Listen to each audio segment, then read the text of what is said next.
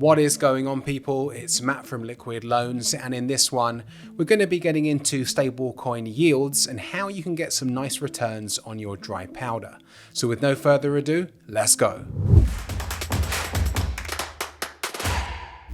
Stablecoins, when designed correctly, provide stability to an otherwise volatile cryptocurrency environment and allow users to safely remain involved in crypto without losing money, especially in bear market conditions. But what if you could not only shield yourself from the downside of crypto, but also earn yield in the process? And this is where stablecoin yields come into play. They give users crypto returns for holding various stablecoins and engaging in certain DeFi protocols.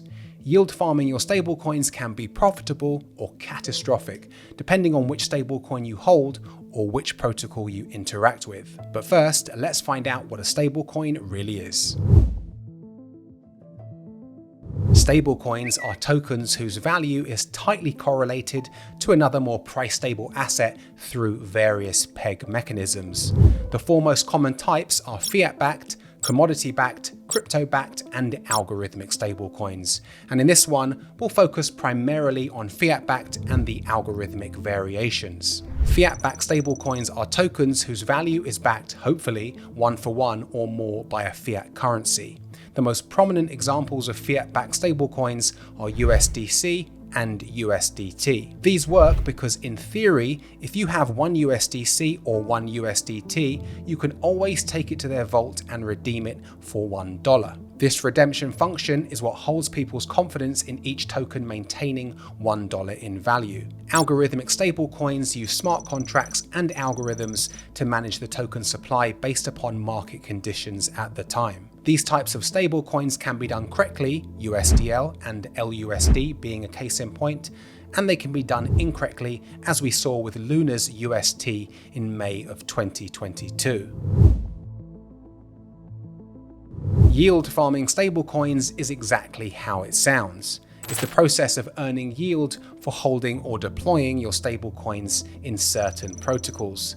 But it's not always as easy as finding a legit place to park them, and there are two key traps that people fall into when attempting to get yield. And the first is that a user should never give away custody of their tokens in order to earn rewards. Doing this can result in a number of different outcomes, from not receiving the promised returns all the way to losing the principal. Centralized exchanges are notorious for losing funds or going bankrupt and not paying back their users' funds. The second way is buying stablecoins with weak peg mechanisms, where the only force holding the price of a token to another asset is the redeemability of that asset. Meaning, is there a reliable transaction that will always exist in which you can swap one USDC for $1? Or is the stablecoin over or under collateralized? If a stablecoin is over collateralized, then if all the stablecoins needed to redeem for $1, then this could be done successfully. But if a stablecoin is under collateralized, then if all the coins needed to be redeemed at once, the protocol would fail. So what's the solution, and how do we safely get yield on stablecoins? The best and safest yields come from utilizing your stablecoins in true DeFi protocols. But what is true DeFi? Typically, these are blockchain protocols with immutable, audited code with no counterparties and no admin keys. Examples of such protocols that provide stablecoin yield opportunities include Uniswap v3 liquidity providing, or LPing for short, and the Liquid Loan Stability Pool. Uniswap v3 LPing allows stablecoin holders to place two different stablecoins into liquidity pools and earn trading fees for their services. This time-tested version of liquidity providing is a trustless, decentralized process in where users have been earning yield for quite some time. In addition, as long as you're using stablecoins with strong peg mechanisms like LUSD, USDL, DAI, and USDC, etc., then the risks of impermanent loss are very small. Liquid Loans, the premier lending protocol on Pulse Chain, is another example of a trustless way to earn stablecoin yields. Within the protocol, users can mint USDL stablecoin by locking up PLS tokens in a vault as collateral. In order to make sure that the PLS tokens are always over-collateralized, USDL holders are encouraged to place their tokens into the USDL stability pool. The stability pool is used to pay back under-collateralized vaults at a premium, and as a result, users who place their USDL into the stability pool earn variable yields. Despite there being many reliable options for earning stablecoin yields, crypto users regularly make bad decisions when chasing returns. As stated previously, bad decisions typically result from giving custody of your coins to another entity or holding stablecoins with weak peg mechanisms. The most glaring example of a bad stablecoin yield play was with Terra USD and the Anchor protocol.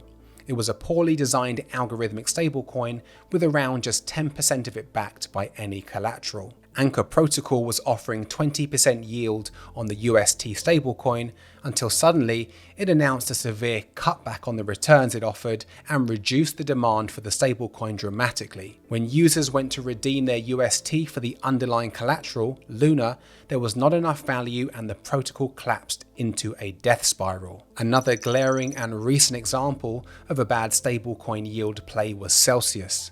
They were essentially a bank where users could deposit various cryptocurrencies, including stablecoins, and earn yield on them. The problem was that yields could not be promised and users gave up custody of their own tokens, and as a result, when Celsius went bankrupt due to unfavorable market conditions, they could not pay back the deposits to their users and many people lost everything.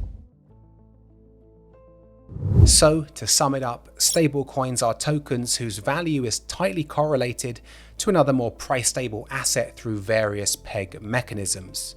The four most common types of stablecoins are fiat-backed, commodity-backed, crypto-backed, and algorithmic variations. Yield farming stablecoins is the process of earning yield for holding or deploying your stablecoins in certain protocols, and the best yields come from utilizing your stablecoins in true DeFi protocols, such as being an LP on Uniswap v3 or being a stability provider in the liquid loan stability pool. But there are risks if you're not using a true DeFi protocol to earn yield, and two recent examples are Luna and Celsius, which both imploded and lost billions of dollars, and tragically in turn wiped out many people's life savings. So I hope you enjoyed that one on stablecoin yields. If you think I missed anything out, drop it down below in the comments and let me know what it is. And if you like content like this, do hit that subscribe button and that bell icon so you're notified every time we drop new videos on the channel. You can also tap the like button and share the video with someone who you think it may benefit. Thanks for watching, and I will see you on the next one.